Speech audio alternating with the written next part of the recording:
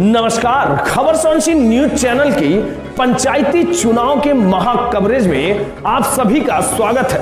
अब होगी जनता के संवादों व सवालों पर हमारी सीधी नजर। अब जनता करेगी फैसला, अब जनता की बारी है। अब होगी जनप्रतिनिधियों की नेतृत्व क्षमता की परख। अब जनता के सवालों पर जनप्रतिनिधि देंगे अपना जवाब। अब होगा जनप्रतिनिधियों व जनता के बीच सीधा संवाद।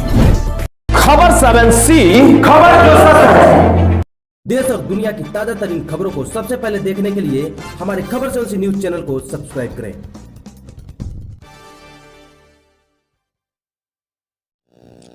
नमस्कार दोस्तों, खबर 7C न्यूज़ चैनल के खास कार्यक्रम जन संवाद में आप सभी का एक बार फिर से स्वागत है। आइए लेके चलते हैं आपको हम जनपद जौनपुर के जलालपुर के इस समय रेटी ग्राम सभा में हम पहुंचे हुए हैं। आइए लेके चलते हैं, मिलवाते हैं वरिष्ठ समाज सेवी और क्षेत्र के कद्दावर नेता रामचंद्र सिंह आज हमारे साथ जुड़ेंगे। आइए लेके चलते हैं, रूबरू कराते हैं। पंचायत चुनाव में जनता और जनप्रतिनिधियों के बीच कैसा माहौल चल रहा है? जैसा कि देखा गया कुछ विलम्ब हो गया, कोरोना काल के कारण जो है कि चुनाव में काफ़ी देरी हुई। इस समय जनता और जनप्रतिनिधियों में क्या माहौल चल रहा है? सर्वप्रथम हम तो भाई पहले खबर 7C भाई दीपक चौहान जी, आप पूरी टीम को बहुत बहुत 2021 की शुभकामना और बधाई पेश करते हैं। और आपका धन्यवाद इस नाते हम ज्ञापित करते हैं कि जो आप गांव-गांव जा कर के पूरा रिपोर्ट तैयार कर रहे हैं कि हमारे बीच जनता के जनप्रतिनिधियों के बीच माहौल क्या है। माहौल जनता के बीच और जनप्रतिनिधि के बीच होना ऐसा चाहिए कि जनप्रतिनिधि जनता को पसंद करे और जनता जनप्रतिनिधि को पसंद करे। ऐसा देखा जाता है, चुनाव हो जाता है, चुनाव के बाद जो है कि काफ़ी वादे किए जाते हैं जनप्रतिनिधियों के द्वारा, लेकिन चुनाव के बाद जनता के लिए जो है कि कुछ भी नहीं किया जाता है, उनके साथ एक छलावा किया जाता है। उस पर आप क्या कहना चाहेंगे? एक ईमानदार जनप्रतिनिधि कैसा होना चाहिए जिससे आकर्षित होकर जनता उनके लिए वोट देने जाए? देखिए दीपक जी, जनप्रतिनिधि ऐसा होना चाहिए जो पूरे जनता के दिलों पर राज करे और जनता की बात को समझे और बराबर क्षेत्र में उनके सुख दुख में बना रहे, तब जनता उनको लाइक करती है। और केवल चुनाव के समय अगर जनप्रतिनिधि आए और जीते चुनाव फिर चले गए तो एक बार तो हो सकता है छलावा, लेकिन दोबारा जनता छली नहीं जा सकती। चुनाव के बाद जैसा कि तमाम वादा होता है, तमाम तरह के जो है कि कयास लगाए जाते हैं जनता के द्वारा अपने जनप्रतिनिधि से, तो एक जनप्रतिनिधि और जनता के बीच में कैसा तालमेल होना चाहिए कि जो है कि गांव के विकास में ये दोनों लोग मिलजुल के गांव का सर्वांगीण विकास करने में अपना योगदान दे सके? तालमेल बहुत अच्छा होना चाहिए। जनता जब आपको चुनती है, किसी नेता को, तो इस उम्मीद के साथ चुनती है कि भाई आने वाले दिनों में 5 साल में ये हमारे क्षेत्र का, हमारे गांव का, हमारे विधानसभा का, हमारे लोकसभा का ये विकास करेंगे। और जीतने के बाद उसमें से सबको तो नहीं कहा जा सकता, लेकिन बहुत ऐसे जनप्रतिनिधि हैं जो जीतने के बाद दिखाई नहीं देते और जनता नाराज़ होती है। इसका खामियाजा हमारे विकास पर पड़ता है।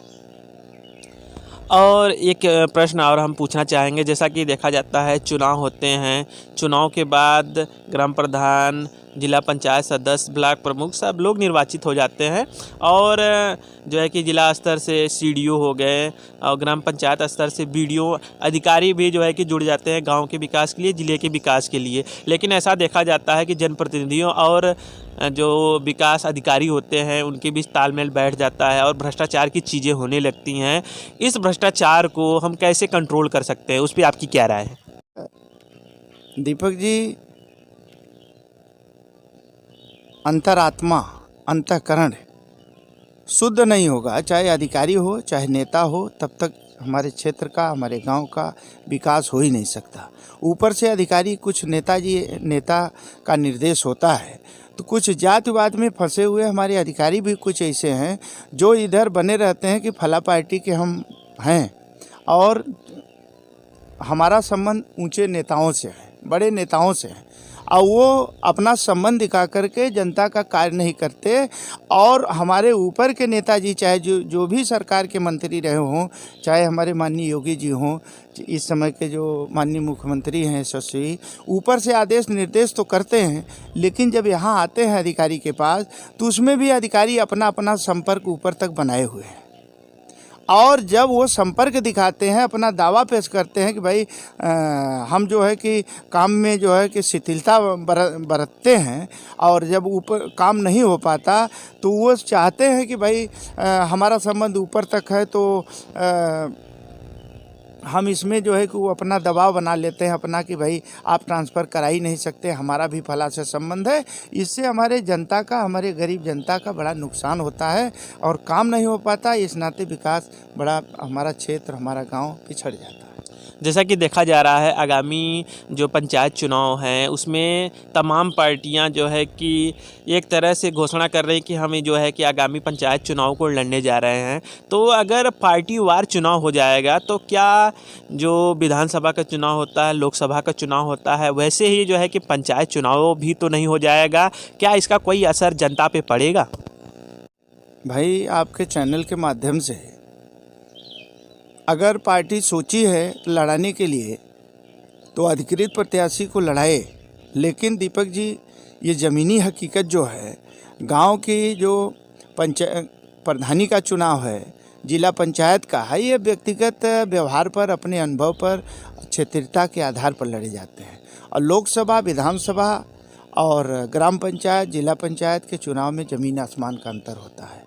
हम भी, आप देख रहे हैं, हम भी समाज सेवी हैं, 2500 बरस से राजनीति में हैं, लेकिन 4 चुनाव हारे हुए हैं, 2 जिला पंचायत, 2 प्रधानी का चुनाव ऐसा है, 7 पुस्त का लोग हिसाब रखते हैं। और किसी दूसरे को आप अगर किसी पार्टी से या कहीं कोई पार्टी से लड़ाना चाहे तो जनता भाई वो निर्णय करती है। ऐसा देखा जाता है जब चुनाव होता है काफ़ी नए नए चेहरे देखने को मिल जाते हैं, ज़मीन से जुड़ा हुआ नेता जो बराबर जनता के बीच में बना रहता है। ऐसा आखिर क्यों हो जाता है कि चुनाव आते ही पार्टी उसे भूल जाती है, जनता उसे भूल जाती है? इससे जो है कि जनता का क्या नुकसान होता है और इसके पीछे कारण क्या होता है? जनता जब भूल जाती है अपने को, जो दुख दर्द में आपके हमेशा रहता है, हर मौके पर आपके उपस्थित रहे, अपनी उपस्थिति बनाए रहे, तो जनता जब उसको नकार देती है, उसको नहीं चुनती, तो इसका खामियाजा स्वयं जनता भुगतती है। हमारे बाप भी भुगे, दादा भी भुगते, हम लोग भी भुगत रहे हैं। इनको नहीं, इनको चुनने के बाद उनको चुनिए, और ये चुन लिए गए तो इसके बाद उनको चुनिए, चाहे जात पर चुनिए, चाहे पार्टी को बदल करके चुनिए। नुकसान 70-75 जब से हमारा देश स्वतंत्र हुआ है, तब से नुकसान हमारे गरीब जनता का ही है। ऐसा भी देखा जा रहा है, चुनाव आ रहा है, काफ़ी लोग कह रहे हैं कि पार्टीवार चुनाव होगा, पार्टियां भी घोषणा कर चुकी हैं। काफ़ी लोगों से सुनने में आ रहा है कि ये चुनाव जो है आगामी विधानसभा चुनाव से पहले सेमीफाइनल का मैच होगा। उस पर आपकी राय क्या है? क्योंकि आप विधानसभा में जाते हैं, तमाम विधानसभाओं के बारे में आपको पूरी जानकारी है। हम इस समय जफराबाद विधानसभा में हैं, क्या आप जफराबाद विधानसभा के बारे में कुछ बता सकते हैं? बताएंगे। हम 2500 बरस तक राजनीति में लगे हुए हैं, और 23.5 बरस, करीब 22-23 बरस तक मैं सपा समाजवादी पार्टी में रहा। इधर लोकसभा में आए, ये विधानसभा में डॉक्टर हरेंद्र सिंह, तो और लोकसभा में इधर हमारे सांसद तूफानी सरोज को टिकट नहीं मिला, और ये बसपा का सपा का गठबंधन हुआ। तो उसमें माननीय प्रधानमंत्री महोदय की नीतियों को देखकर, यशस्वी मुख्यमंत्री अपने योगी जी के शुद्ध आचरण की शुद्धता को देखकर, पवित्रता को देखकर, और इनके कार्य को, इनके नीत को, चूँकि नीत और नीयत हमारे बीजेपी की एक लगी, तो लोग क्षेत्रवासियों ने, हमारे ज़्यादातर क्षत्रिय समाज के रघुवंशियों ने कहा, और हमारे सगे संबंधी जो भी वरिष्ठ नेता थे, हमारे डीआईजी साहब कृपाशंकर जी, सुभाष जी, और वीरेंद्र सिंह प्रधानपुर मास्टर साहब, और तमाम हरिपुर के सत्यनारायण सिंह, ऊधपुर के, और तमाम ऐसे हमारे बड़े भाई श्री चंद्रभान सिंह और छोटे भाई मुन्ना सिंह, और सभी लोगों ने, तमाम लोगों ने कहा कि अब देश की राजनीति और प्रदेश की राजनीति दूसरी तरफ मुड़ रही है, और अभी आप समाजवादी पार्टी के सदस्य बने हुए हैं। अब आपको इतना दिन हो गया 23-24 वर्ष, लेकिन किसी ने सम्मान नहीं दिया। हमने कहा कि सम्मान ऊपर से हमको मिलता है। हमने शिवपाल जी के भी मंच का कई बार संचालन किया है। माननीय अखिलेश जी पूर्व मुख्यमंत्री, उनके मंच का संचालन किया है। मुलायम सिंह यादव आए थे, माननीय राष्ट्रीय अध्यक्ष समाजवादी पार्टी, उनका भी संचालन किया है। लेकिन ऊपर के नेता चाहते हैं, लेकिन हमारे जनपद जौनपुर के कुछ ऐसे नेता थे, कुछ ऐसे लोग थे जो अपने खुद टिकट के चक्कर में ज़मीनी सोचते थे। जैसे संचालन की बात थी या मंच की बात थी, तो हमको वहाँ जो है कि एक किनारा करके रखा जाता था। डॉक्टर अवधनाथ पाल जी हमको बहुत चाहते हैं, लाल बहादुर जी चाहते हैं। अभी 13वीं थी तुल्लापुर ग्राम सभा, ये हमारे स्वर्गीय बसंता चाचा की धर्मपत्नी का देहांत हुआ था, 13 में लोग आए थे। तो हमारे जिला अध्यक्ष लाल बहादुर जी, डॉक्टर अवधनाथ पाल जी, KP यादव पूर्व मंत्री, सभी लोगों ने कहा कि रामचंद्र जी आप इस समय जो है कि हम लोगों का साथ छोड़ दिए। जैसा कि हम लोग जानते हैं, आप तमाम विधानसभाओं में जाते हैं, आप ज़मीन से जुड़े हुए नेता हैं, हमेशा आप भ्रमण करते रहते हैं, आप भ्रमणशील रहते हैं। आप इस समय हम लोग जफराबाद विधानसभा में आए हैं। आप जनपद जौनपुर के कितने विधानसभाओं के बारे में जानते हैं और उनके बारे में आप क्या कुछ राय व्यक्त कर सकते हैं? जी दीपक जी, हमारे जनपद जौनपुर में 9 विधानसभा है और पूरा आपको मड़ियाहूँ विधानसभा, पूरा जफराबाद विधानसभा, किराकत, मछली शहर, मल्हनी, सदर और कहिए तो कोलसला विधानसभा भी, पूरा लोकसभा संसदीय क्षेत्र मछली शहर हमको मुजबानी याद है। हम 2500 बरस से इसमें निमंत्रण मौके पर और दुख दर्द में आना जाना, मेरा शरीक होना उसमें है। हम थोड़ा सा आपसे ये जानना चाहेंगे, जफराबाद विधानसभा में कितने ग्राम सभा हैं, उसके बारे में आप थोड़ा सा हमारे दर्शकों को बताएं। हमारे विधानसभा जफराबाद में लगभग 300 के आसपास गांव है और पूरा गांव हमारे यहाँ त्रिलोचन महादेव से आप जायजा ले ही रहे हैं दीपक जी। हमने उस सवाल को टाला कि चूँकि आप बहुत दिन से जानते हैं हमको और ऐसी बात है तो हम आपको बता ही देते हैं। ग्राम त्रिलोचन महादेव रेहटी और लहंगपुरी, टहनू, मकरा और आपका करदहा, धरा, घुसाव, नहरपट्टी, असबरनपुर, मकरा, करदहा और कुकुड़ीपुर, दरवेशपुर और छतारी और ये आपका खालिशपुर, ककोरी, भवनाथपुर और इसी तरह से आपको बराई, पुरे, महरेम, लोहगाजर, नहोरा, जालकपुर, सिंगापुर, भवदेपुर और सीतम सराय, उसराव, मड़ैया, चितवार, भुसहरा, चोरारी, बकिया, लाखापुर, बुधियापुर, मधपुर, बलुआ, कुर्री, उसराव, मड़ैया। उसी तरह से आप चले जाएंगे तरती, भटवार, परशुरामपुर, डहुड़ी, इटियाबीर और सलारपुर, हरसिंहपुर और होरैया, रामनगर, बासापुर, जूरपुर, बनेवरा, बल्लीपुर, करमहुआ, आशापुर, दोदापुर, तिलंगा, नेवड़िया, गोथू, धनेथू, शेखपुर, दलपतपुर और इसी तरह से आप चलेंगे नोनारी, भरसठ, हथेरा और जमालापुर, पट्टी, दमोदरा, मनवी, मुंशीपुर, अड़हनपुर, जवंशीपुर और ये दमोदरा, सुखलालगंज, गहलाई और उधर आप चलेंगे तो भनौर, भरसठी, कोट, खड़वा, धावा, बघनरी, जरोटा, मियाँचक, कोयरी, कुआवा, कानपुर, बसहरा और बारी गांव, बबरी, भिलौना, मीरगंज, भिदुना, जरोटा और ये आपका ये आलमगंज, सधीरनगंज, कटवार, पपरावन और सधीरनगंज, रसुलहा, परियत, चतुर्भुजपुर, निकुम्भनपुर, गारोपुर, भद्रांव, कारो, यहाँ पारसनाथ मंत्री का गांव रहा और इसी तरह से रामपुर, सिमुही, धनुहा, कटवार, ये गोरापट्टी, सधीरनगंज, रसुलहा, परियत और पटखौली, सिंघापुर, कुंभापुर और रामपुर, खेमापुर, बीकापुर और कोदैला और उधर आपका कुकुड़ीपुर, डुड़वा, नेवादा, भदोही उसमें पड़ जाता है। काफ़ी जो है कि सारे जो विधानसभाओं के बारे में और आपको ग्रामवार जो है कि सारी चीज़ों को आपके बारे में नॉलेज भी आप रखते हैं। तो आप देखेंगे ऐसे बिरले जो है कि राजनेता होते हैं जो है कि कितने एक विधानसभा में कितने गांव होते हैं उनके नामों को जो है कि सिलसिलेवार तरीके से बता भी रहे हैं और साथ ही साथ जफराबाद विधानसभा में निवास स्थान इनका है, लेकिन अगल बगल के जो भी मड़ियाहू विधानसभा, कोलसला हो, उसके बारे में भी ये बता रहे हैं। तो ऐसे राजनेता के साथ, ऐसे प्रतिभाशाली राजनेता हमारे क्षेत्र में हैं, उनके साथ जनता को जुड़ना चाहिए और इनके द्वारा जो है कि दिखाए हुए रास्ते पे आगे चल के विकास के मार्ग पे जनता को बढ़ना चाहिए। जैसा कि देखा जा रहा है चुनाव होने वाले हैं और 15 फरवरी से 15 मार्च के बीच में आरक्षण की जो है कि पद्धति भी लागू होने वाली है और इस समय जो है कि चेयरमैन और ब्लॉक प्रमुख की सीटों पे भी आरक्षण की घोषणा हो गई है। आगामी आने वाले कुछ दिनों में प्रधान पद के और जो भी क्षेत्र पंचायत सदस्य पद के भी आरक्षण पद की घोषणा हो जाएगी।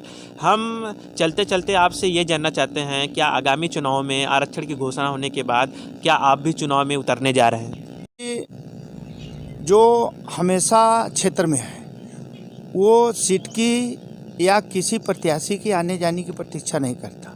अगर सामान्य सीट हुई ग्राम सभा रेहटी की तो हमारे हर बस्ती से हर गांव के सभी सदस्यों की जो आवाज़ है वो कह रहे हैं कि भाई इस बार रामचंद्र सिंह को प्रधान बनाया जाए। तो हम भी कहते हैं कि भाई हुस्न हाजिर है मोहब्बत की सज़ा पाने को। और जिला पंचायत हमारे ब्लॉक में 4 सीट हुई, 61, 62, 63, 64, 65 जो भी 4-5 हैं तो सामान्य होता है। तो अभी कुसाव में जो है कि वॉलीबॉल ये का टूर्नामेंट था, कबड्डी का था, अभी बराई में कल रात में 10:30 बजे तक टूर्नामेंट चला। तो आए 10-5 मिनट तक सभी लोग, कोई 1000 और कोई 500 दिया और देने के बाद प्रतियोगिता से वहाँ से चले गए।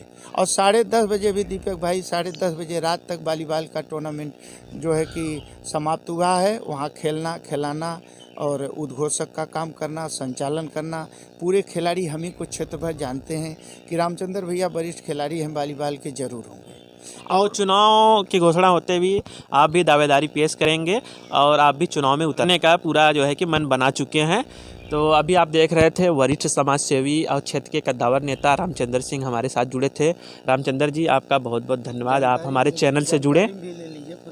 और जो भी आप देख रहे हैं, आप देख रहे हैं ज़मीन से जुड़े हुए नेता हैं। ऐसे नेताओं को जो है कि जनता भूल जाती है, पार्टियां भूल जाती है। जैसे भी चुनाव निकट आता है, सन्निकट चुनाव आने के बाद जो है कि जनता ऐसे नेताओं को छोड़ देती है और खामियाजा उनको भुगतना पड़ता है। 5 साल फिर जो भी निर्वाचित प्रधान हो जाए या फिर जो भी जिला पंचायत सदस्य हो जाए, उनके कारगुजारी से जनता परेशान होती है और अपने बीच में रहने वाले नेतागढ़ को याद करती है।